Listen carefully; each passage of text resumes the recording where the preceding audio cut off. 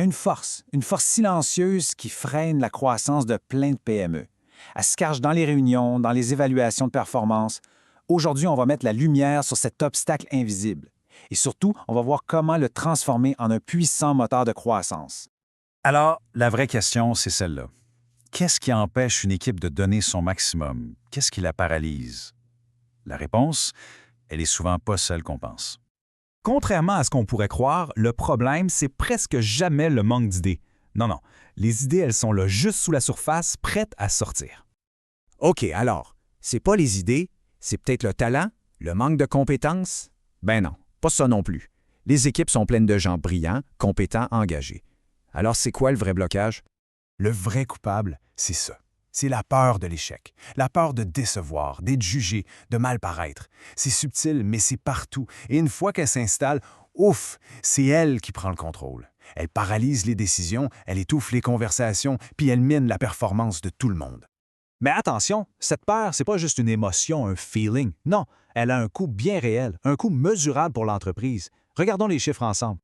89 %, c'est énorme. Une étude de McKinsey nous dit que presque 9 employés sur 10 trouvent que la sécurité psychologique, c'est essentiel au travail. Essentiel! Ça veut dire quoi? Ça veut dire avoir le droit de prendre un risque, de poser une question, même une idée pas parfaite, sans avoir peur de se faire ramasser. Et les données de Gallup le montrent noir sur blanc. Le simple fait que plus d'employés sentent que leur opinion compte, ça a un impact direct. Le roulement de personnel, ça baisse de 27 %.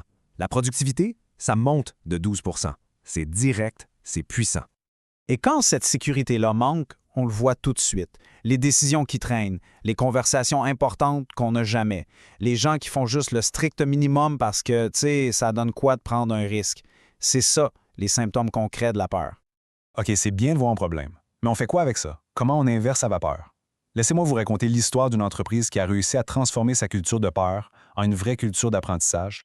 Au départ, c'était un cas classique. Un PDG, Karim, super brillant, mais qui haïssait les mauvaises nouvelles. Résultat, personne n'osait rien dire. Les erreurs étaient cachées sous le tapis, les réunions, c'était pas pour réfléchir, c'était pour se justifier. On sentait vraiment la peur de mal paraître.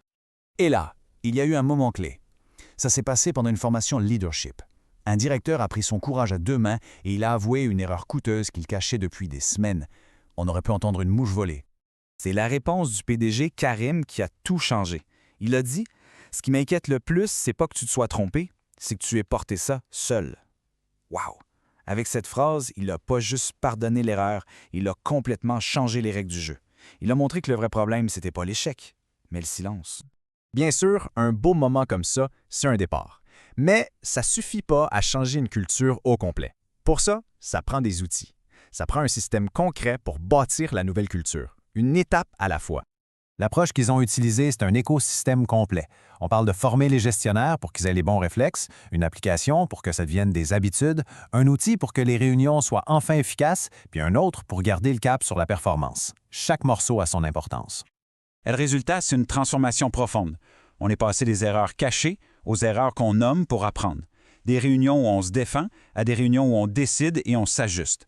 Des conversations qu'on évite à des discussions qu'on mène avec des balises claires.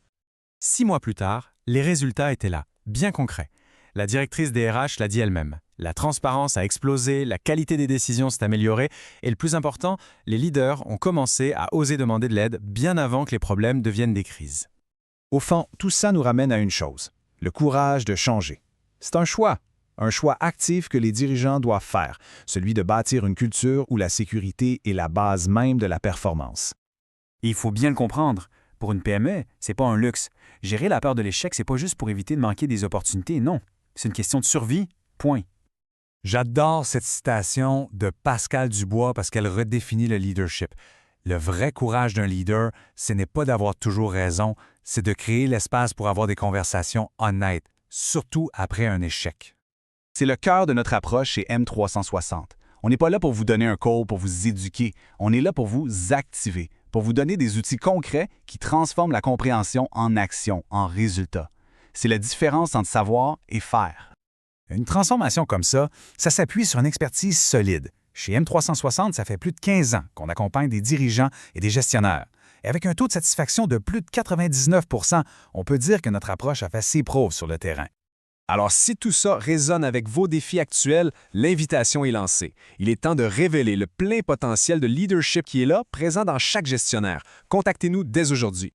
Alors la question finale est simple, parce qu'au-delà des outils puis des systèmes, tout commence par une décision. La décision d'arrêter de laisser la peur mener pour enfin la transformer en carburant pour la croissance. Êtes-vous prêt?